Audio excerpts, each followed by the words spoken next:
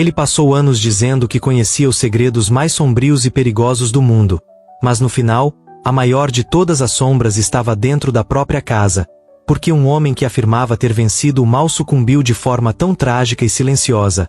Hoje a gente vai fazer a autópsia da mente e do destino de Daniel Mastral. Para entender o fim dessa história, a gente precisa voltar para o começo e olhar para quem realmente era Daniel Mastral, um homem que ganhou o Brasil inteiro escrevendo livros sobre satanismo, rituais ocultos e uma libertação espiritual impressionante.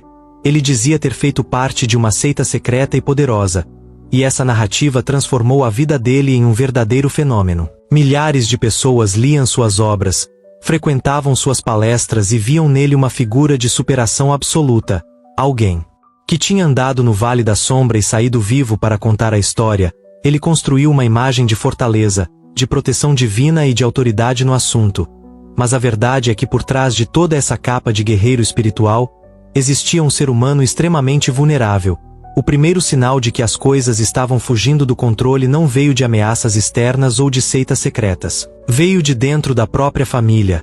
A vida começou a cobrar um preço alto demais e a dor bateu na porta dele. Sem pedir licença, o contraste entre o autor de sucesso que arrastava multidões e o homem que chorava no quarto de casa começou a ficar insustentável.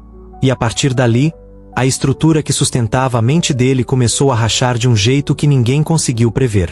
O que começou como uma trajetória de fé e superação logo se transformou em uma sequência ininterrupta de tragédias pessoais. Primeiro veio a perda dolorosa do filho jovem, um golpe devastador que destruiu o chão de Daniel. Mas isso ainda não era o pior. Pouco tempo depois ele perdeu a esposa, a mulher que tinha sido seu pilar e sua companheira de jornada durante anos. De repente aquele homem que ensinava multidões a vencer batalhas espirituais se viu completamente sozinho, cercado por um silêncio ensurdecedor. Ele começou a dar entrevistas cada vez mais tensas, desabafando sobre o peso da solidão, sobre traumas antigos e sobre a dificuldade surreal de continuar de pé. As pessoas olhavam para ele e viam um olhar cansado, distante, de quem já não aguentava mais o peso da própria existência. O que veio depois ninguém esperava: boatos, teorias de conspiração e desentendimentos públicos começaram a cercar a rotina dele.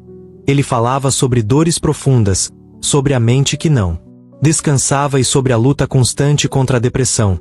E é aqui que a história começa a ficar perturbadora, porque enquanto a internet especulava sobre vinganças ou perseguições do passado sombrio que ele dizia ter vivido, a verdadeira batalha de Daniel estava acontecendo no silêncio da sua mente, um desgaste psicológico lento, cruel e implacável que foi consumindo cada resta de esperança que ele ainda tinha. No meio de um matagal em Aldeia da Serra, o corpo de Daniel foi encontrado sem vida com um ferimento na cabeça.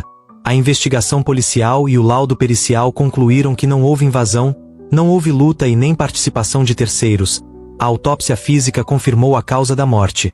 Mas a verdadeira autópsia dessa história é a da mente humana. O laudo simbólico mostra o colapso total de um homem que acumulou luto sem processar, que carregou o peso de ser um herói para os outros enquanto se afogava por dentro. A mente dele foi cortada ao meio pela depressão grave e pelo luto acumulado, provando que a dor invisível pode ser tão letal quanto qualquer ameaça real.